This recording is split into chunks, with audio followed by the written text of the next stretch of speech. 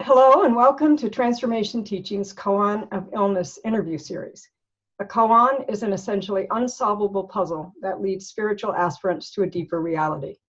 Chronic illness is a koan, and it too has the potential to lead us to deeper understandings. In this series, we're bringing you the voices of people who can lead us into deeper perspectives and shed their light on this koan of illness. Any questions you might have about the interview or the topic, you can write to me at Lynn at transformationteaching.com. And we will have information about Joe's book and ways to contact him next to this video. So any question, today we are going to be talking with Joe Perez. Joe is a worldview artist and pioneer in the emerging field of integral philosophy and spirituality. He is the author of several published books, including a memoir, cultural criticism, an epic poem, and a fantasy novel. He graduated with honors from Harvard University in comparative religion and philosophy and studied at the Divinity School at the University of Chicago and Pacific Integral LIOS. His current projects include development of the Lingua U meta-language, leading the formation of an emergent integral church, and sharing his daily spiritual journey through blogs and social media. So, Joe, I'm delighted to have you here, and it's great to meet you in person for the first time. You're somebody who, thank you. You're someone who has had to deal with several issues in your life, many of which provoke severe judgments in our society. And your book, Soulfully Gay, this one, you work through the issue of being gay and integrating that with lots of aspects of your life, including your spiritual life. So you show us how you work through this personally, philosophically, spiritually, and politically. So while this book is mostly about being gay, you also struggle with chronic illnesses, which you mention in the book, HIV, mental illness, and addiction. Also, illnesses that generate very little sympathy and a lot of hostility from many segments of society. So I was wondering if we could talk today about some of the, maybe transferring some of these ways that you've managed to work with homosexuality into the issue of illness, because that also raises a lot of cultural and societal issues as well as personal ones. So maybe we'll be talking about being soulfully ill. So I thought, if it's okay with you, if we could start with sort of your personal experience and then maybe move more into the philosophical and the political. All right, I can do that. Okay, that'd be great. All right. Well, I think I'll start with my process of working through homosexuality and the path that I took on that is not one that is very commonly known and understood. So many people raised gay or lesbian or bisexual, they're raised that way, but they discover themselves to be a sexual minority or a gender outside of the box person. They run into conflicts with traditional religious teachings and cultural worldviews. The way that I came to discover this when I was an undergraduate is that people discussed all of these views are just homophobic. This is homophobic, they're heterosexist, there are cultural and sociological constructs that get in the way of gay people fully accepting themselves, and all we really need to do is just shuck off religion and shuck off any ideology that tells us that whatever, there's something wrong with something that we want to do. That really self-esteem is the religion of choice, and what anyone who says anything to diminish your self-esteem is shaming. They're bad. They're old school. They're authoritarian. They're trying to get you to swallow something.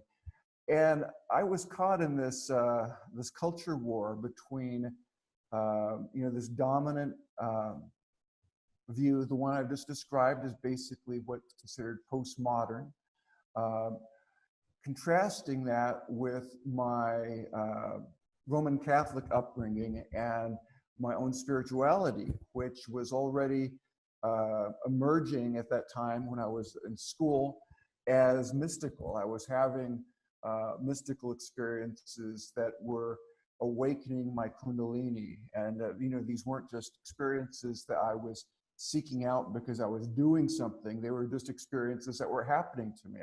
I was feeling this opening and this calling to spirit, and I was confused because how do I reconcile these different points of view?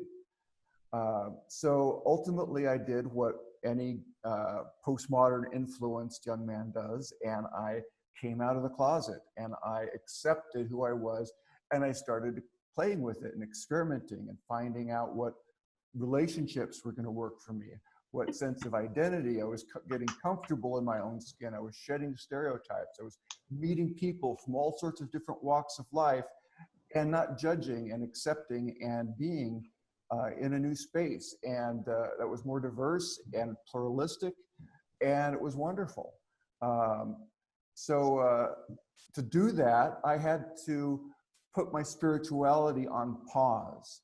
I had decided to study philosophy and comparative religion and theology, and I did very well in my divinity school courses at Harvard Divinity School, and yet I just needed to take a break from all that religion. It was too much. I couldn't put it together with my self-acceptance, so I put it on hold. And eventually, the postmodern philosophy won.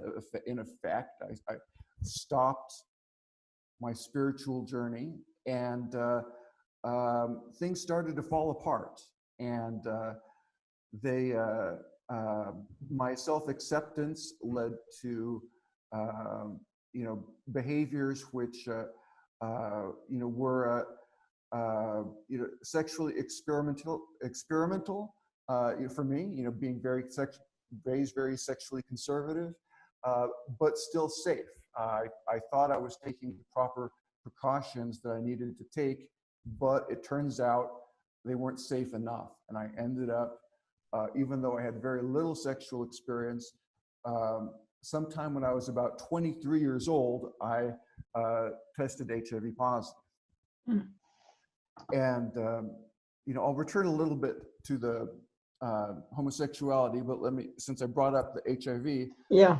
What was happening at that time is I went to work. I was in Chicago at the time and had a job for a financial company doing research into limited partnerships. And I got this horrible flu. It just wouldn't go away. I was miserable. I'd never had a flu, anything like that. And what I didn't know is that my body was seroconverting. I the HIV virus had started to take over my immune system, and everything was going haywire. So a few months after that, I didn't have health insurance at the time, and I just started this job, and after a waiting period, my health insurance kicked in, and I finally had the right to go see a doctor. So I went in for a physical, and since I was gay, I said, well, why don't you do an HIV test on me? And I had one before, and it was negative, and that's what I expected it to be. But a week later, they called me back, and they said, would you come in to get your results? Oh. It's interesting. They want me to come in. They're not going to tell me over the phone. Okay, so I went in, and they said that my results were positive, and it just floored me because I wasn't expecting anything like that. I gasped, and then I just listened to myself, and I hear this screaming. Someone around me is screaming. You know, there's like the whole doctor's office might have been shaking in my perceptions. And it's like, who's screaming? Well, it was me. I was completely, you know, almost beside myself and bewildered. And how could this happen? And then my world started collapsing, and I started to realize that my life was going to take a different direction than I had planned. Yeah, you really touch on this trauma of illness that happens to people. Just the very fact of knowing you're ill brings on another whole layer of problems. This huge trauma that you're screaming is about. How can this be? Oh, for sure. And you know, it didn't get better right away. You know, I somehow stumbled through life for a week or so while they did tests on me, and I started reading about HIV, and the first thing I read is that you know, as long as your T cells stay above 400, you're fine. You can live for several years. This is back in. I should contextualize this a little bit. This didn't happen yesterday. Yeah. This was the mid 1990s, fellas and, you know, and gals. So this, you know, as long as your T cells are like high, they can stay high for years and years and years. And it's really only after they dip below 400 that you have to worry. And, you know, when you've only got a couple hundred T cells, well, you know, you should probably start, you know, getting your affairs in order. Oh. And so my first T cell test came back, and you know, I thought, well, if I just seroconverted, then I could have years. You know, and so I was telling myself, I have years to go. You know, I may not start losing my T cells for years to come. You know, I don't want to get myself worked up over nothing. Well, it turned out it was a little bit more than nothing. The T cell count came back at 232. Oh. And dropping. And so my doctor, you know, said, well, we'll put you on AZT and a combination, you know, really, you know, the best stuff that we've got. And I said, well, how long do I have to live? Yeah, how long do I have to live? Yeah. And he wasn't going to give me a straight answer, but eventually he wanted to say something encouraging to me. So he said, well, you know, if you do everything I ask, if you take all of these drugs, you can live, for it's like a couple years, you know. Maybe, oh my God, yeah. You know, it's like, so okay. So I didn't think I was going to live to be 30. Odds are I was probably going to die in my late 20s, like my older brother, who had died from AIDS.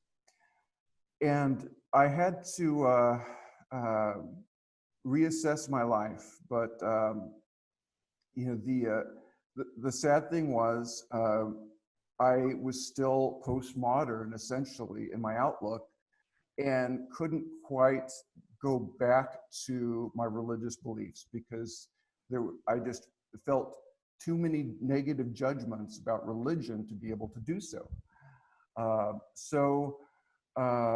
Life didn't get much better, but I started socializing with other people who were HIV positive, and I started joining support groups, and the people I was starting to interact with were different than many of the other people I'd met, you know, at Harvard or, you know, philosophical clubs and such. You know, to be blunt about it, the people I were meeting who were HIV positive, and often young men in their 20s like myself, were broken. You know, they were drug addicted, they were sex addicted, they you know, had never seen the inside of a therapist's office. I hadn't myself either. And they just had a lot of issues and a lot of you know, a lot of suffering that they'd suffered, rejections from family, from friends, you know, and I was starting to experience the same thing. You know, as soon as I tested HIV positive, you know, I lost a roommate, and I didn't know how I was going to pay my rent because, you know, she had, you know, didn't want to be around someone, you know, who was HIV positive. And, you know, and so I was starting to experience a much more broken and fragile dimension of human life than I had let myself into before. Mhm. And life was changing, and not necessarily for the better. It wasn't getting, I mean, in terms of me getting more spiritual or holy or, enlightened or anything like that. I was getting, I was still resentful, still angry, still blaming other people. I didn't like what religion said about HIV. I didn't like what the New Age said about spirituality and HIV, and you cause your own illness. So I was in this nowhere land, and that's when I started, for the first time ever, to resort to drugs and alcohol. Well, so one problem led to endless ones in every dimension of life, in your financial life, in your social life, in your spiritual life.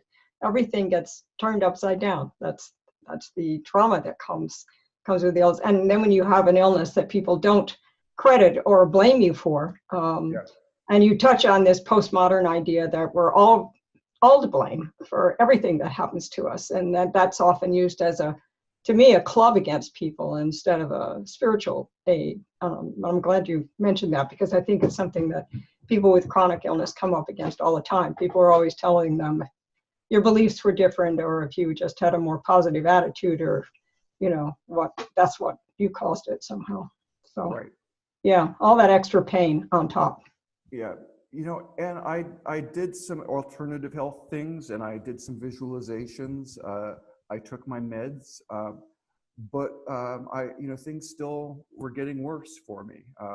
My T cells declined, and I had an AIDS diagnosis almost right away, and my T cells had fallen to about 70, 60 T cells. There was a new class of HIV drugs that had come out called protease inhibitors. And some people I knew were healthy again. Some people were getting well. They were going back to work. They were, living life large. And I got on the protease inhibitors, and they didn't help me. Oh, no. Oh. So it was just, just heartbreaking once again. And so I ended up moving from Chicago to be closer to my family out here in the Northwest. And, that's when I experimented with, cocaine in Chicago, and I couldn't find it in the Northwest, but I did have some money. I had sold a life insurance policy, and my bank account had a lot of money in it. And a lot of that went for drugs, and drugs became my religion. And what religion couldn't give me, the drugs did. They gave me almost mystical experiences, and almost they were artificial, and they had terrible side effects. But the biggest argument that I knew at the time for not getting into drugs was, don't do it because you'll get addicted, and then your life is going to start to go downhill. Well, I already felt like my life was at the bottom, and there was no place worse that I could see it going. And so, well, I might become addicted, but according to the research I read, it might take me years to become addicted. And I don't think I have years to live. I think I probably have about 1 or 2 years to live. So I might as well go out, since I can't get pleasure any other way in life. I'm just too, much of an emotional basket case. I'm going to have to use these drugs, and that's going to be the way I want to go out. A very rational analysis in this circumstance. It was like, and so, I did it a little bit methodically. It's like, well, okay, so, so I made some choices that I wanted to maximize my pleasure in life, and, put my savings towards drugs. And it was just, all my old values that I used to have had just, been deconstructed. My life had been deconstructed. Ken Wilber and integral philosophers like to say that, postmodernism is nihilism, and there's some truth to that. Well, in my life, I didn't need the philosophy, just led naturally to a sense of decay in my life where, there's really nothing to live for but selfish desires and oblivion, and kind of artificially induced, if necessary, and that was for me the logical extension of postmodernism in my life. And that eventually, you know, and it didn't take long. This was about when I was 29 years old, I started to realize that I wasn't dead yet. Yeah. I wasn't dead yet. Maybe I was a little too hasty. You know, my T cells were terrible, but I wasn't really sick yet. And so I thought, well, maybe I need to try to, you know, cut back on the drugs. And I thought, oh shit, I'm addicted. I'm having trouble quitting. I say I want to quit, but I can't quit. What's going on? I was discovering that I was an addict. And so, okay, well, let's see if I can go a week. Let's see if I can go 2 weeks. Well, pretty soon I'd gone about 2 weeks, and pretty soon I'd gone a month. And my birthday's coming up, my 30th birthday, you know, the Saturn return and all that jazz. And I was finding myself, had not used drugs in a month, and I found myself high. I was completely in a blissed out state, and I hadn't done anything for it. And it wasn't going away. I didn't know how to get rid of it. If you wanted to. I did, yeah, I was like, what's going on? And I can't work. I can't do anything. All I want to do is just be blissful all the time. And what was going on? Some sort of energetic rebalancing. And so I started doing research on the internet and discovered, well, maybe I've got bipolar disorder. So I set an appointment to see my doctor. I ended up not being able to make it to that doctor's appointment because I ended up freaking out my family on my birthday party, because I was the experience had started to lead me to some rather unusual perspectives on reality, and they said that I was not well, and so they called an ambulance and had me hauled off in a straitjacket on my birthday to the hospital, because they just knew something wasn't right. Well, and they were correct, that they did what they were supposed to do. And that was when I first got, you know, a clue that I was bipolar. I hadn't been before, but suddenly, you know, 30, now you're bipolar as well. So you have, by this time, 3 different diagnoses you're trying to deal with, and you're barely, you know, barely out of your 20s. That's a lot. Yeah. So I'm just thinking about how you grew, and as you talk about in the book, how you went through many stages of dealing with these situations, and I sort of take them as first of all this trauma stage of just being shocked over and over again by what was happening to you, but then realizing that the shame and the guilt and the anger and all of the sadness and things like that you had to actually confront and deal with. And I guess, you know, I'm doing a series of courses on illness, and the one that we're going to be working with next is about healing the trauma, about working shadow work. So it's as you talked about in the book, you did a fair amount of that, about trying to deal with both the darkness and the light that could come from this. So I wonder if you could say a little bit about that. Sure. So shadow work was really my breakthrough. Also some 12-step meetings, but largely getting interested in shadow, and I read books about it, and then I joined an organization, the Mankind Project, which was helping me to you know, actually do work around it and start to see positive changes in my life. But there were limits to what I could get through books or through groups. I also had to go to therapy, and I searched out a therapist who would be able to help me integrate my shadow work with my spirituality. And I had a sense that I needed to get back onto a spiritual path. And of course, I'm abstaining from the drugs at this point. So, you know, that was, you know, a key part of my recovery was just stopping beating myself up and stopping, the harm I was doing. So I ended up, with a great therapist who, was a kind of Jungian, Hillman guy, kind of Thomas More, care of the soul kind of healer, and we worked with archetypes, with some, totem animals. We worked with astrology.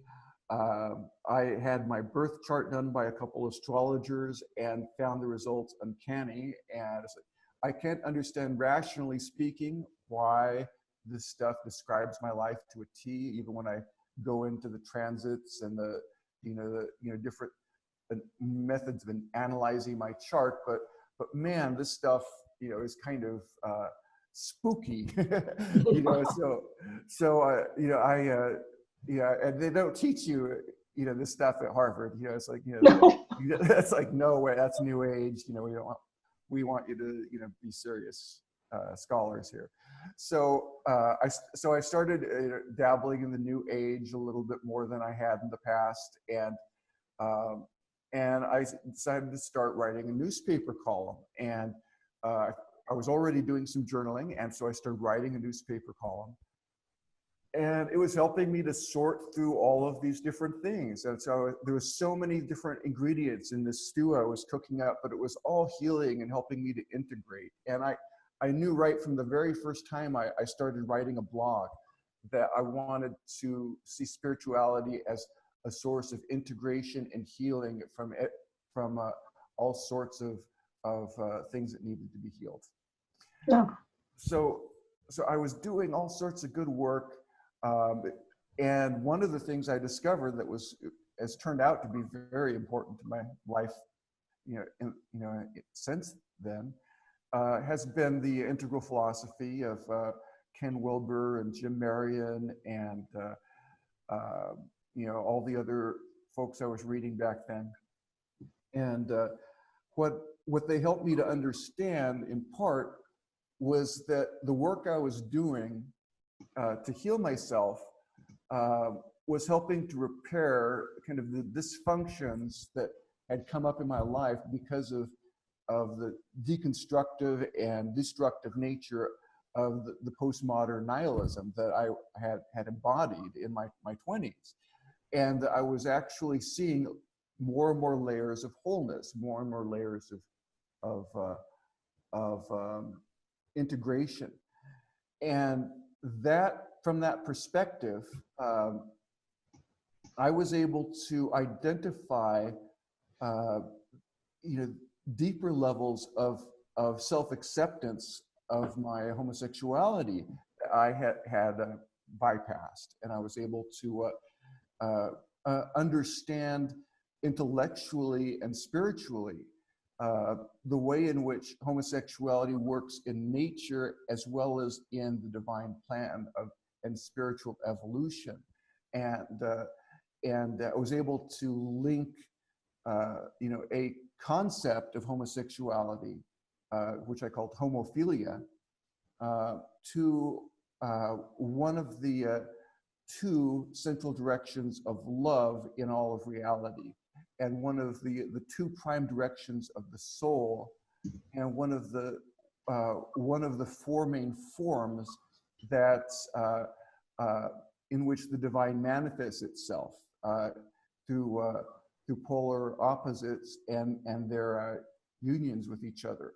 So I was starting to look at life as this, as an interplay of subtle energies, and seeing that we could think about these subtle energies and how they interact. And when we do that, I was able to understand my life as really part of the divine in a way that I'd never been able to understand it before. Yeah, that's beautiful. I mean, you go into an amazing discussion of homosexuality and spirituality, and I keep taking back to illness. That I think you quote Reinhold Niebuhr, who says, "Suffering is not incompatible with divine perfection in history."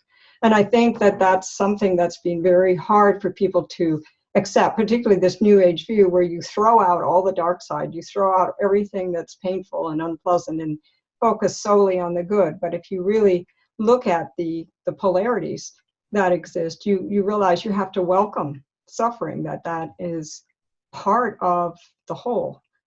There's no way to avoid it. And I often think about people who struggle with various things, people who are ill or people who are socially rejected and things like that, that they are showing us this side of life and showing the divinity of this side of life, and helping us in a way to expand ourselves by including that. So I think for people to be with suffering is extremely difficult, whether it's our own suffering or other people's suffering. We can't get rid of our own suffering, but we can very much push away other people's by either rejecting them, saying you did it to yourself, or in many different ways trying to push that aside. But what I loved about your book is you bring it all in. You make it all a part of life, and you find value in these deep aspects of suffering. And one thing you talked about, three things, you talked about different kinds of value that these experiences can have to us. And what you call them ground value, intrinsic value, and instrumental value. These come, you said, from integral theory. Mm-hmm. So I was thinking in the ground value of illness would fit with what you had said about with homosexuality, that all is a perfect manifestation of spirit. Yes.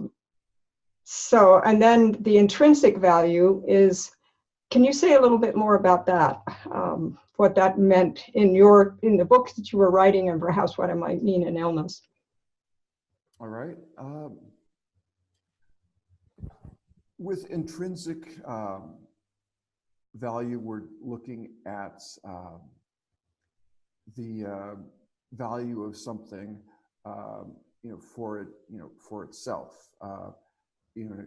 With homosexuality, we'd be looking at what are the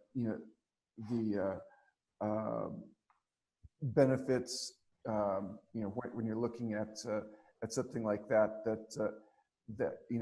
is it's not measured by what it does for someone else or for other social goods, but in itself. And so, homosexuality, for many years was regarded as a mental illness, and it's still thought of that way by, in some religious communities. So with the question, what is homosexuality good for? That's where a lot of gay spirituality writers have had some very innovative ideas that have really helped us to look at the positive benefits of being gay in ways that even a lot of gay people don't fully recognize. Yeah, and I was thinking about illness. It requires more depth. I think Elizabeth Kubler-Ross said something about, I have never met a person who has had great suffering who doesn't have depth. Or I've never met a person of great depth who has not suffered a great deal, I think is how she put it. And I think it elicits depth from us, because the simple answers don't work. You can't just go out and, take drugs or go to parties or that sort of thing. When you're faced with an illness, serious illness, you have to grapple with it. At least at some point, it took you a while before you were in a place where you wanted to do that. But eventually when you do, then it takes you places. It really takes you deep places.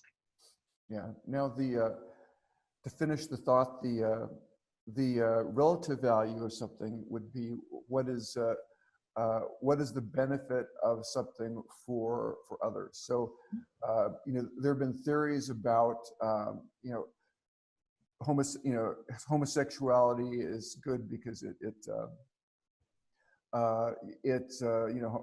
gay men make good uncles. That's an actual theory about why evolution might have selected certain traits that don't obviously seem to be reproductive, and yet they have social benefits. And so what what are the benefits for other people.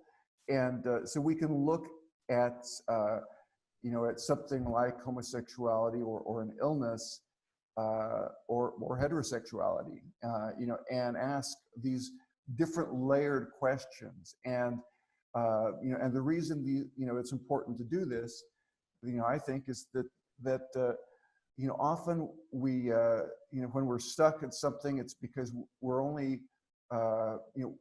taking a narrow perspective, and we can broaden that out and ask some additional questions that might actually help us to solve our problem that we haven't thought about. Yeah, terrific. And I was thinking about illness as an instrument for society as well, because it helps us to learn to work with suffering, and it, in a sense, brings suffering out of the closet as well.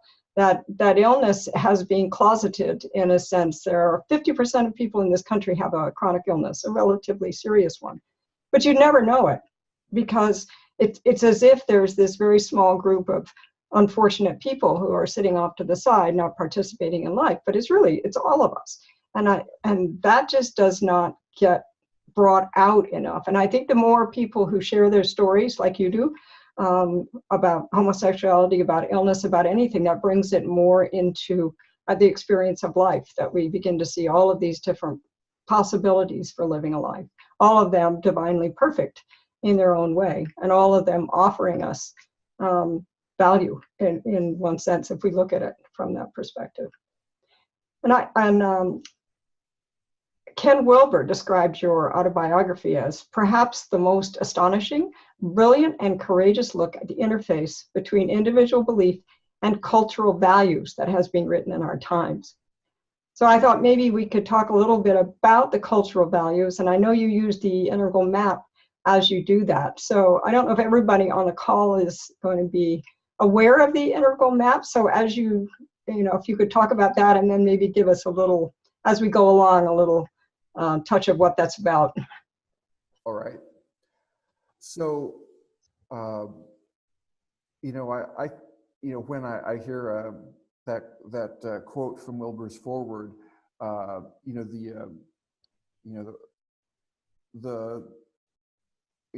response to that is, when I first read it was kind of shock and, like, wow, really? But the truth is that if spirit is evolving, then in our midst we are seeing the emergence of a avant-garde of spirit. Wilber calls this, the emergence of the teal altitude, or spiral dynamics people talk about the yellow V mean. What it's about is people are starting to get a sense that the old ways have failed, and we need to wake up and think more broadly and include more and be more comprehensive and systematic in how we look at the world and life. And the old avant-garde culture, postmodernism, was telling us that we can't do that it's impossible, that cultures are too relative. There are too many differences that divide people. The best we can do is nurture radical pluralism, this protect individuality in all its pluralistic glory, and make self-esteem the new religion. Marry denialism. I've seen how that plays out, and this new spiritual sensibility, this integral perspective, this postmodern perspective, is coming in our midst. And one of the central things we're discovering is that the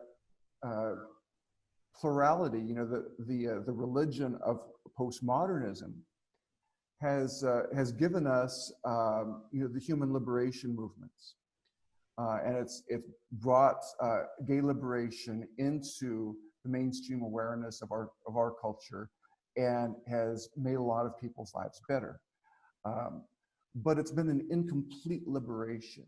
And I think integral spirituality shows us how to move the needle on all sorts of human liberation by taking it to the next level. And so my work was really, I think, probably one of the first that was showing how one can take, the postmodern worldview and overcome it. And I did so, within, just a matter of months in my book, and how that starts to change one's life and open oneself up to, an embrace of spirit, and be able to do that in a way that starts to heal the culture and starts to make things better. And that's really the next step, I think, in a lot of the liberation movements, and it's one we're just starting to take. So I'm glad that Ken saw, that truth about the book, that it's part of taking postmodern liberation to the next level, and part of that is marrying liberation with a positive vision of the human good and a positive vision that includes pluralism, but within a wider embrace. Yeah, I mean, that's beautiful. I think you talk about how reading Ken actually changed your inner self. You became more aware of your inner self, and it changed you just actually reading integral philosophy. And it did the same thing to me. When I came across it, it was a huge opening for me to see that there were so many different perspectives that could not just be randomly out there, but that could be organized in a fashion so that you could begin to understand them. You could begin to use them.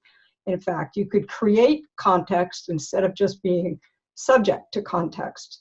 And you use that beautifully. I mean, you create a context for your life as you go through this, which involves acceptance and also transcendence. You accept who you are and the circumstances you're in, but you also transcend them in this integral sense and begin to draw all of these different threads together in a coherent way. Yeah, and if we go back to the topic of mental illness, as well as its connection to spirituality, let me say a little bit more about my experience on my 30th birthday. That's you get glimpses of it in my autobiographical book, and then you get the full story in the last chapter. And so I'm going to give you, I'll use the phrase spoiler alert here. So this is going to spoil the suspenseful buildup for some people. But basically what happened to me when I was 30 on my birthday is, it was what psychologists call bipolar mania, and it was also what shamans would call a spiritual emergence, a spiritual breakthrough, a union of incompatible spiritual energies that overwhelm the individual and become produce this sort of schizophrenia-like behavior. And for me, I had been infused with an energy that was, because I was raised Roman Catholic, was basically uniting me with everything that I had up to that point in time thought of as God. And being Catholic, I had felt myself become subjectively like Jesus Christ, and I had felt this kind of grandiose elevation to divinity that felt Christ-like, and it was also merged with this kind of dark, deeply disturbing energy that I associated with chaos or even anti-Christ-like energy. And so there was this light and shadow, and they were both coming, emerging into my life so strongly. And all of this was happening, with numerologically associated with the numbers 3, 6, and 9. And these, it's like September 3rd, 1969 was my birth date. Then on 9/3/1999, on the third of day of the month, at 9 o'clock at night, the 3s and the 6s and the 9s, and all of these energies seem to be shaping my perception of reality. So it felt, at times, and I perceived time itself was just collapsing around me, and I just entered walking into the world in a place beyond space and time. And I just, had all sorts of abnormal perceptions. And, and this was the start of the millennium, and I'm 30 years old, and I'm starting to think, am I the second coming of Jesus Christ? This is what, what Christianity, thank you, Christianity. This is the spiritual path that Christianity teaches people these days. Is like, well, you're either, part of the herd, or maybe you're the second coming of Jesus Christ. Like, it's like, there's no in between, where there's no, there's no path. And, to this day, there's actually technical terms for these people who believe that they are the second coming of Jesus Christ. And there are like 7 of them walking the earth today with disciples and writing scriptures. And this is the path that Christianity gave me. And I never thought, could I be the one? What do you do with that? What do you do with that kind of insight? It's like, subjectively, it feels very, very real, and like more sane than the opposite view, because it helps you to make sense of a whole spectrum of very unusual perceptions that you can have. The psychic energies, kind of subtle spirits, energetic forces that the other people can't perceive. Maybe there's something to it. So I was saddled with this this dark and disturbing question: am I Jesus Christ? And do I tell people this? Because if I do, they're definitely going to think that I'm insane. And do I believe it? It's like, well, I don't want to believe it. I don't want to believe it. But I was still in this mythic story about, that Christianity gives us, this kind of narrow box that it's either, I was not yet thinking outside of that mythic box fully. And so I had that baggage. And one of the things that happens when you take the psychiatric meds is they also disturb your memory. So I lost a lot of the memories about what exactly it was that gave me these unusual perceptions, because the drugs kind of took that away from me. But I do remember having them dimly, and then I basically shut them out completely for about 3 years. And then ironically, when I was 33 years old, the same, the Jesus year, as they say, I start writing Soulfully Gay, and I start doing shadow work, and my dreams start coming up, and Jesus starts appearing in my dreams, and God is talking to me in my dreams, and he's talking in different languages I don't even know, and I'm understanding what he's saying, and so I'm starting to get glimmers from my journaling and my shadow work that these questions that I buried were never fully resolved. And then I start reading Jim Marion's book, Putting on the Mind of Christ. It's like, do I really want to put on the mind of Christ? I kind of did that once before when I was in a manic episode, and it didn't work out so well. I got hauled off to crazy ward.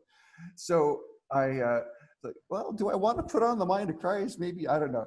And so one of the things that integral theory helped me to do, and it took a while, is to understand that particularly for those of us raised in the Abrahamic faiths, that when we encounter God in fullness, as having a voice, as having a personality, that and speaking through prophets, speaking through saints, and speaking through us, and that we are the earthen vessels, and we are the hands of God. We put on the mind of Christ.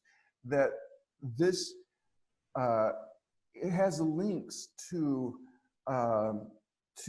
mental illness that that people don't want to talk about, people don't want to acknowledge. Nobody wants to say, Jesus, Muhammad, Joseph Smith, fill in the next prophet here. They might have been bipolar. Nobody wants to talk about that.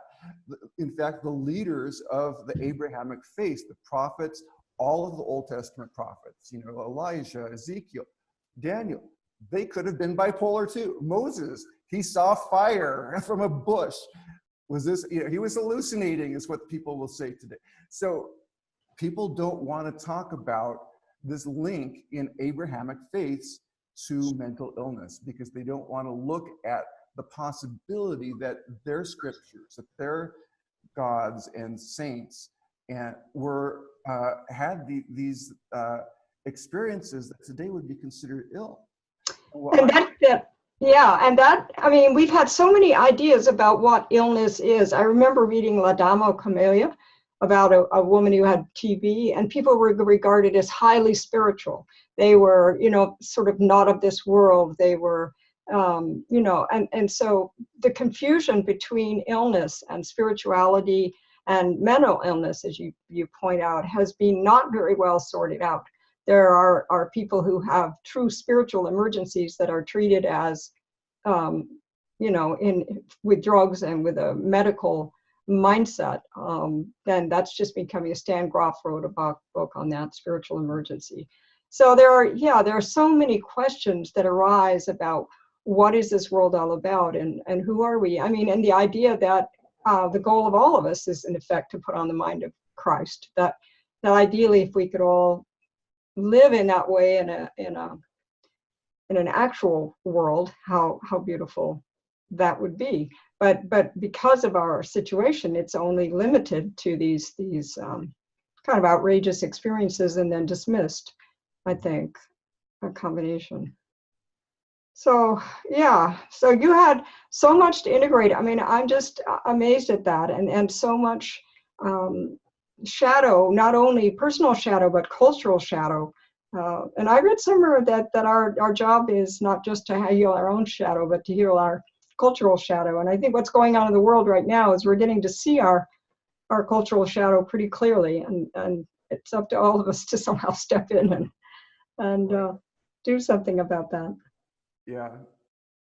Feel free to edit this out if you run out of, if the video is going too long. But, when it comes to mental illness and the stigma around it, there's we have words like sexism and racism and homophobia. Well, there really isn't a widely accepted word for prejudice against the mentally ill. And yet that's still, I think, one of the next frontiers of the human rights struggle is kind of liberating us from the belief that there's us, the healthy, the normies, and them, the mentally ill, the crazies, the lunatics. I've heard the term lunophobia. Maybe that'll catch on. There are a few people using it on the internet, but the truth is, it's still very acceptable to talk about crazy people and the mentally ill as the ultimate insult. Yes.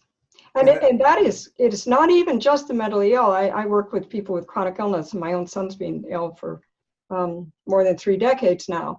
And the level of discrimination, more subtle, it's more obvious with people who have mental illness, but it's against all people who have chronic illness. They're disbelieved, they're rejected, they don't fit the medical model of acute illness, they don't fit the medical model of one particular thing, that can have a magic bullet for it. And so they are routinely dismissed, ignored. I brought this up. I was working at DePaul, and I went in and I said, I think we've got another diversity issue. I went into the diversity office, And I said, I think it's illness. And people were like, oh, I didn't get very far with it, but I agree with you. It's not, and mental illness, definitely. I mean, very seriously, people are really badly treated, but all of them. And that's one of the things that I would love to see illness reframed in this society. That's why I think I asked you about the intrinsic value, because I see a lot of value in even the madness, that people have, the things that they bring in for us to consider in the questions that they raise. Right. So we are running out of time, but I just wanted to ask you right at the end, what is a worldview artist? A worldview artist is you have to kind of read what I'm doing and start to feel into how it's a little bit different from philosophy, how it's a little bit different from spirituality, it's different from integral theorists. What I'm doing is, a little bit like, some of the Christian and Islamic prophets have done. Having a spiritual worldview that is expressed not just in emptiness, as the Buddhists prefer, and emptiness and silence, but expressed through language. And in my worldview artistry, language is working through me, and I'm giving voice to not just any one language, but through multiple languages by using a meta-linguistic tool called LinguaU to allow language to express itself through me and through and as well as other symbols, and just becoming a vehicle, an instrument for this creative force that I don't control and I don't exactly direct. I can tame it. And, like an artist, will paint on a canvas and not on, someone else's living room. I can tame it, but I can't really control it or manage it in a conventional way. So it's a way of being creative with our cultural constructs and our ideas about what reality is. Wow. Bringing spirituality back into the center of that discussion, and in a way that can feel a little bit lonely at times, because I think a little bit differently than just about every other thinker I know. So I have to kind of have the kind of the courage and tenacity of a cowboy wrangling different constructs. I like that. I like that. A cowboy with constructs.